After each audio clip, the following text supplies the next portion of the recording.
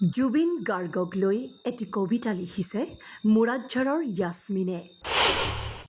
নিজে লিখা কবিতাটো নিজ স্কুলত আবৃত্তি কৰিছে য়াসমিনে। য়াসমিনৰ কবিতাৰ প্ৰশংসা কৰিছে ৰাইজে। মুৰাদঝাৰ জাতীয় একাডেমী ছিনিয়ৰ ছেকেণ্ডেৰী স্কুলৰ ছাত্ৰী য়াসমিন। জুবিনক পুনৰ উভতি আহিবলৈ কবিতাৰ যোগেদি আহ্বান জনাইছে ছাত্ৰীগৰাকীয়ে।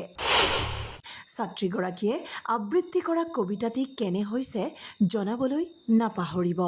নমস্কাৰ, মোৰ নাম মিছ য়াসমিন ইছলাম। জুবিন দা ঢুকুৱা আজি প্ৰায় এমাহে হ'ল।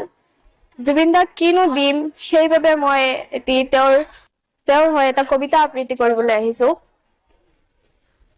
মই মোৰ স্বৰচিত এটি কবিতাটো জুবিন দালৈ উচৰ্গা কৰিছো। জুবিন গাৰ্গ। উভতি নহাৰ বাটেৰে গুচি গলা আজি তুমি, জংকীৰ দেশলৈ বুলি। সাগৰ তলিত শুবলৈ মন বুলি কৈ সঁচাকৈ চিৰনিদ্ৰাত আজি তুমি।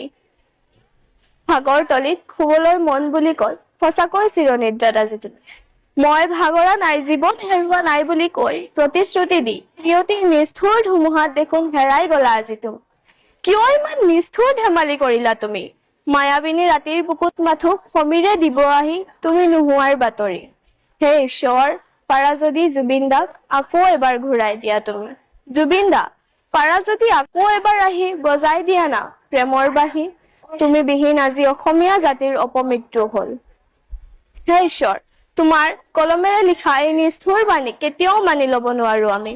পাৰা যদি জুবিন দাক আকৌ এবাৰ ঘূৰাই দিয়া তুমি। সহস্ৰজনৰ নয়নৰ মণি তুমি, আজীৱন জাক জাক তৰাৰ মাজত জিলিকি থাকিবা তুমি। তুমি এটি সুৰীয়া সুৰ হৈ ৰবা চিৰদিন চিৰকালৰ বাবে। ধন্যবাদ।